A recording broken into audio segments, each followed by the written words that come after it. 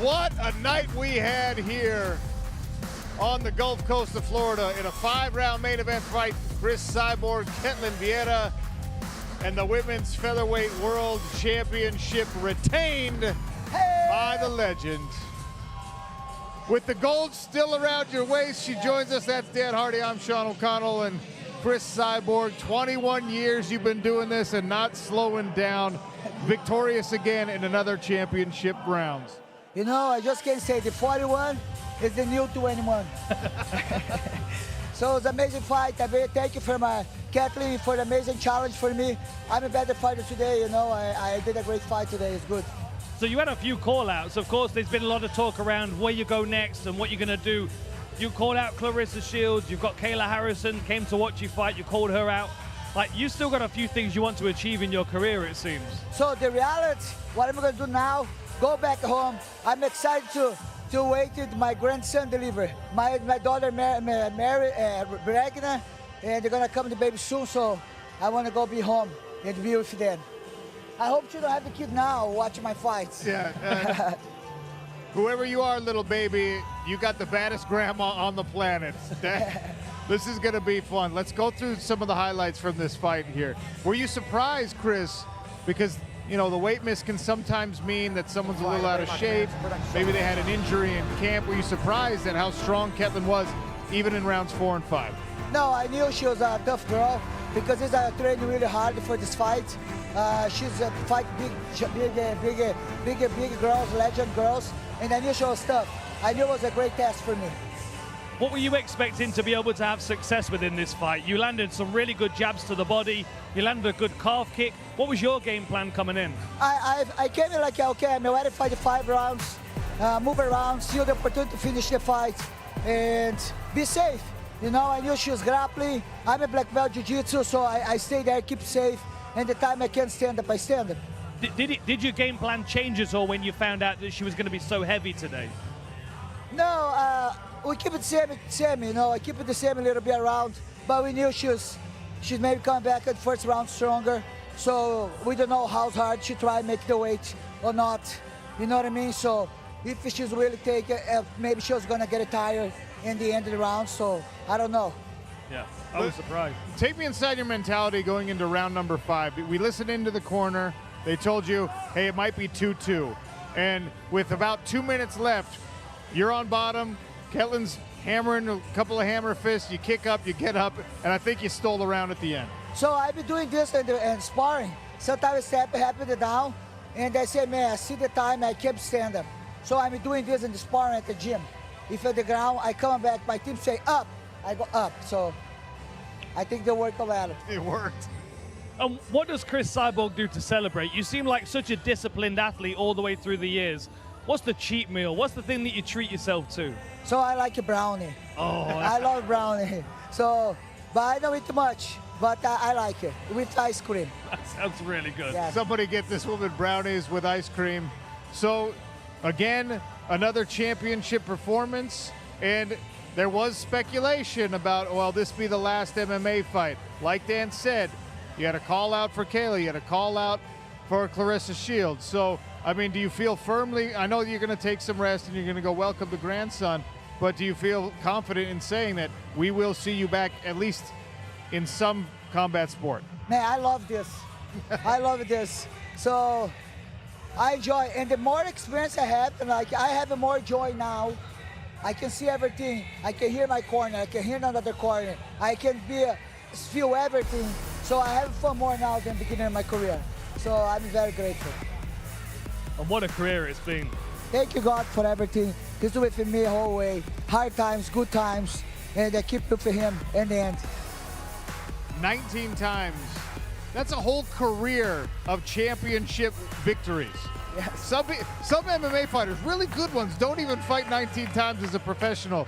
This is like 22 times you've been in there for 5 rounds? It's outrageous. I mean, it's a lot of hard work and training. I'm very thankful for all my team. Everybody believe in me and continue to believe.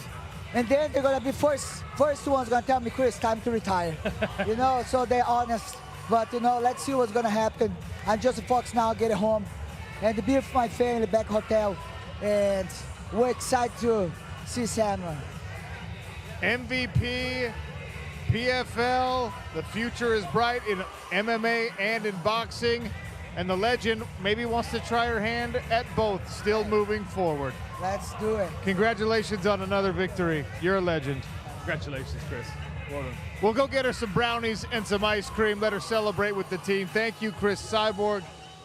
What a performance again tonight. And having to dig deep in those championship rounds. And look, she mentioned that even, this far into the career, she's seeing things. She can listen to the corner. That's during the fight. And Dan, that's also between rounds, right? Because heading into that 5th round, if your coach tells you, hey, you have to go win this round, it might be 2-2. Not every fighter hears that, internalizes that, and even if they do, not has the wherewithal and the conditioning to dig deep when you really need to.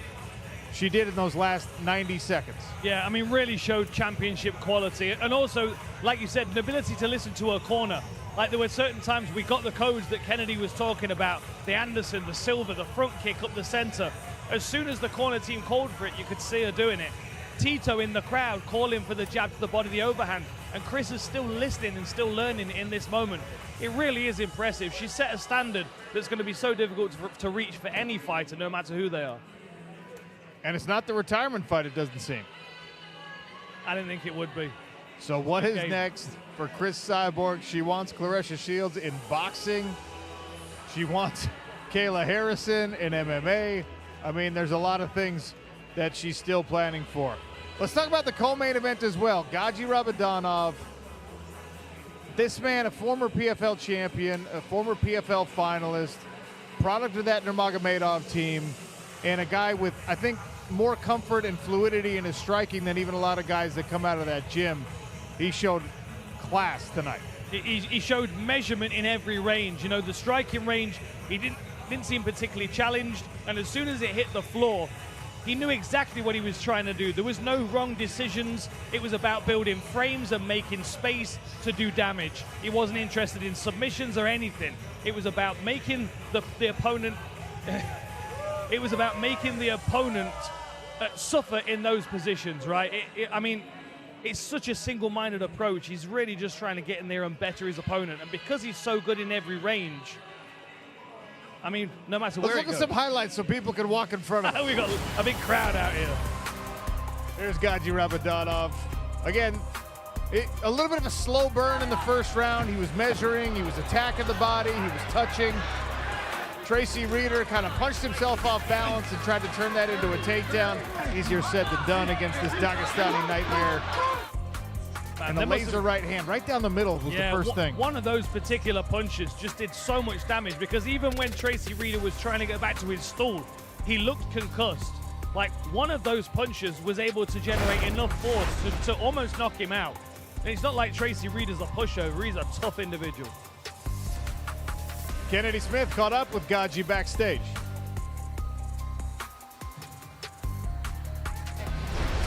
Gaji Rabadanov, another win under your belt. You were confident going into this one. You knew you were going to get a knockout in the first? Yeah, I promised yesterday. I promised I knock him out, but I'm so happy. I did it, brother. I'm so happy. Thank you. You have a large group of friends, family, supporters here. Even Hasbullah, I didn't know you guys were friends. Oh yeah, this is my neighbor, and that we live in one village, and I know them like baby. Of course, I'm so happy. A lot of guys come to support me. I wanna say thank you for this guy. I love that. I love they so much, and I'm so happy. You were already ranked number 2, Shabli above you, and then Usman the champion. What fight do you want next? I don't know. Now I wait what decision make Usman, and after that, if this guy leave, I want to get title shot. Doesn't matter with who, I want to get title shot. If Usman stay in the PFL, we will see what's gonna happen. But I cannot fight with this guy. Great job tonight. Thank you so much. Appreciate it. So Gaji Rabadanov, impressive performance again. He can't climb much higher in the rankings, and you said he is awaiting a decision on his friend, training partner, Usman Nurmagomedov. who we hope stays here in the PFL. He is in contract negotiations. Those things are ongoing, so Gaji, like the rest of us, will await that decision.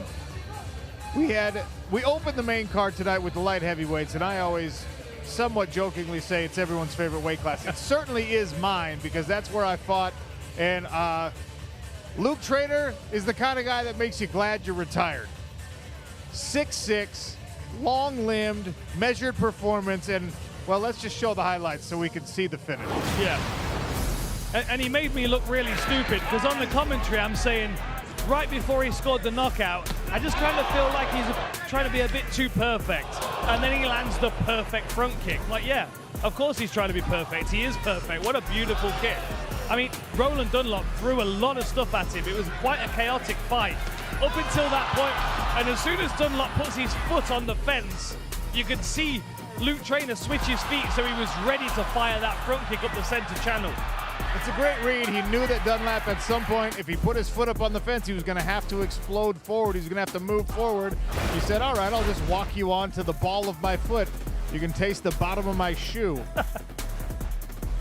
6 in a row for Luke Trainer. He was already ranked number 3. He immediately did the discount double check belt around my waist celebration. He has spoken pretty openly about wanting a title shot, and I don't know what the plan is for him, but it's got to be somewhere close to exactly what he's asking for. Look, I mean, it seems like he's on that trajectory, but then we talk about Simeon Powell, who they're good friends. He's also on that same trajectory. I think we might see one of these guys, Simeon or Luke Trainer, move up to heavyweight just to make sure that they can keep chasing the belt. Regardless of who fights for the championship, though, both of these tall, rangy 205ers with massive reach that both fight quite similar in some ways and very, very different in others. They, to me, seem like the future of the whole division. One last order of business here on the post-fight show. We got to hear from the boss. After a successful summer series, PFL CEO John Martin with Kennedy. John Martin, what an amazing event. I'm going to cut right to the chase. Chris Cyborg, 5 rounds. Talk to me about that event. Oh, you know, if you've never seen Chris Cyborg fight before, hopefully you can get an appreciation and an understanding for what a legend this fighter is. The most accomplished women MMA fighter in history. She had a really tough fight tonight, but 5 rounds, she fought every single round really, really hard. I thought she absolutely won. I know it was a close decision. Ketlin Vieira showed up. Very disappointing she didn't make weight, but she came in. She put up a very game fight. But Cyborg, she goes out with every bit of the legacy that she deserves. She proves that she really is the greatest, most accomplished MMA women's fighter in the world ever. What a cap to the summer series, the PFL. It was a fantastic night of fights tonight. I'm going to tell you, my grandma does not move like that. The fact that she's having a grandchild this week is insane. What were your thoughts on her calling out Claressa Shields, maybe entering boxing after this MMA career? Well, that'd be fun to talk about with her. I mean, this is one of the things, since we've announced the merger with MVP, we can now talk to our MMA fighters about if they want to box, possibility exists. So we thought that this was going to be farewell to her from the PFL, but love to sit down and talk to her, find out what she wants to do next, and if we could be part of that, let's make it happen. So many other amazing fights tonight. I mean, Nkosio Ndebele getting the win, Gaji Rabadanov. Which moment was your favorite? I'll tell you, they were all good, but let's start with Luke Trainer. Highlight reel knockout against a very game Roland Dunlop. I mean, Roland, this was by far the hardest fight in his career. And he came out and he really put a beating on Luke Trainer in the first round. Luke came out, Roland made a mistake, and then unfortunately ate a foot and slept the rest of the time. But then, yeah, just go up. Sabrina De Souza, big win for her. This was a big fight, big step up in talent of an opponent for her. She's a really tough fighter, stays undefeated. Gaji Rabadama proved again why he's so I mean, he's lost one fight in his career. I think he's 15-16-1. Every fight, I felt like just kept building as we moved up the card, with the obviously climax being Cyborg. It was a beautiful finish to a beautiful summer series. If you can even remember them all, because there was a lot, what was your favorite moment? Well, I talked about it on the broadcast earlier. I mean, for me, I was so disappointed when Costello Van Steenis got hurt and he couldn't fight Johnny Eblen for the middleweight championship. So we went ahead with an interim championship fight. Johnny Eblen had a very tough fight, but he won convincingly against Impa and stopped him. But then there was the skirmish in the cage afterwards when Costello unexpectedly climbed in. And I got a little nervous because Johnny broke it up. Johnny looked at me and goes, I'm going after him right now. And I was like, all right, please, because I'm the one that's going to end up getting hurt in this. So, but they behaved. But that fight, when that happens, that is going to be the biggest fight in the history of the PFL. So I cannot wait. Those guys do not like each other. They fought once before. Costello won with 10 seconds left in the 5th round. That next one is going to be a banger. I cannot wait. I'm making that my favorite moment of the summer. I mean, John Martin in the cage, getting ready to fight. I love it. Well, thank you so much. No. Not tired. He's a warrior.